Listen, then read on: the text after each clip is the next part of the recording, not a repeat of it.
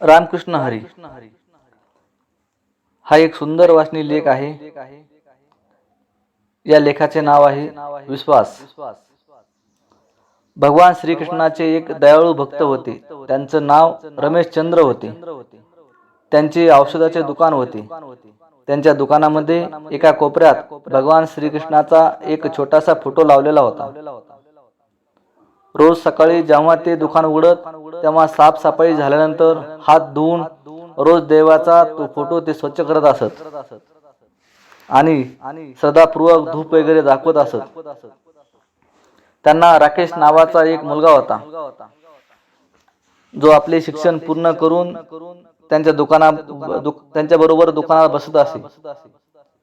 तो आपल्या वडिलांना हे सर्व करताना बघत असे. तो नव्या पिढीतील एक शिक्षित नवयुवक असल्यामुळे आपल्या वडिलांना समजावत असे की देव वगैरे काही नसतं, हा सगळा मनाचा भ्रम आहे.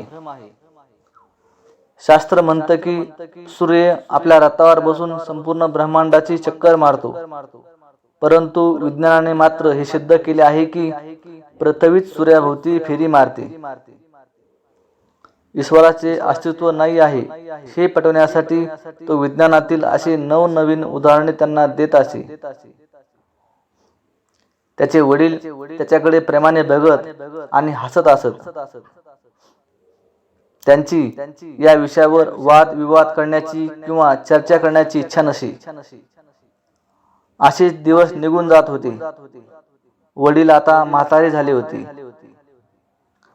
ते समजून चुकले होते की आपला शेवटचा काळ जवळ आला आहे.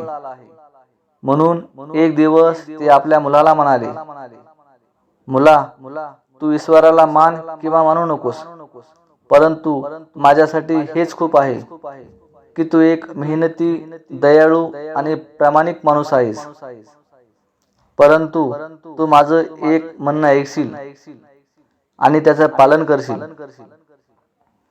मुलगा म्हणाला, हो बाबा, सांगा ना, जरूर ऐकेल.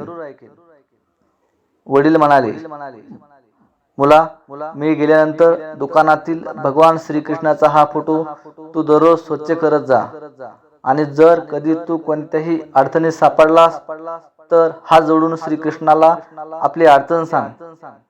बस, फक्त इतकंच. मी सांगितलेलं कर.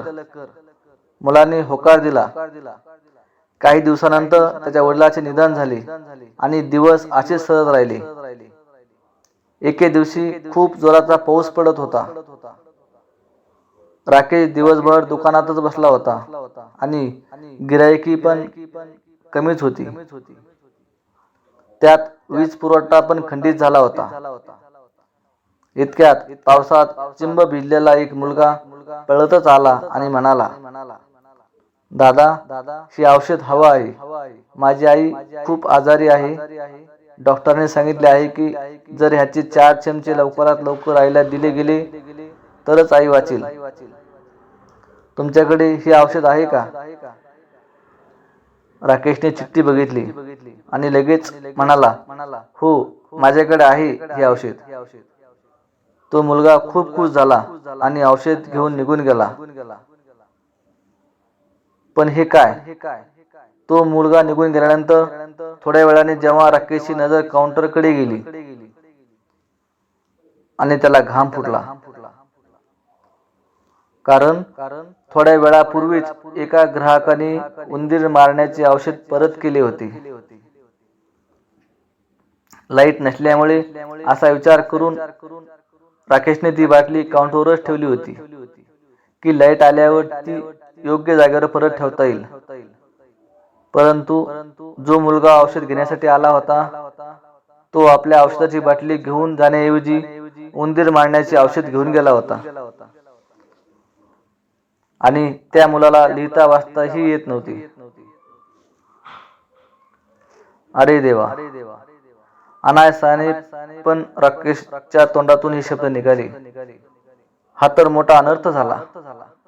तेव्हा त्याला आपल्या वडिलांनी सांगितलेली गोष्ट आठवली आणि तो लगेच हात जोडून भगवान श्रीकृष्णाच्या फोटो समोर जाऊन दुःखी मनाने प्रार्थना करू लागला. हे देवा, माझे वडील नेहमी म्हणत असत की तुम्ही आहात. जर खरंच तुम्ही असाल तर आजच्या या अनहोनीपासून वाचवा. एका आईला तिच्याच मुलाच्या हातून विष पिऊ देऊ नका. देवा, तिला विष पिऊ देऊ नका. दादा, त्याच वेळी मागून आवाज आला. दादा, चिखल असल्यामुळे मी घसरलो आणि औषधाची बाटली पण फुटून गेली. कृपया तुम्ही मला एक दुसरी बाटली द्या. देवाच्या मनमोहक हास्याने भरलेल्या त्या फोटोकडे बघत राकेशच्या डोळ्यातून गंगा जमुना वाहू लागल्या. त्या दिवशी त्याच्या मनात विश्वास उत्पन्न झाला की कोणीतरी आहे जो ही सृष्टी चालवत आहे. कोणी त्याला ईश्वर मानतात, तर कोणी सर्वश्रेष्ठ, तर कोणी सर्वव्यापी शक्ती, तर कोणी दैवी शक्ती. सारांश: प्रेमपूर्ण आणि भक्तियुक्त हृदयाने केलेली प्रार्थना कधीच दुर्लक्षित केली जात नाही. रामकृष्ण हरी.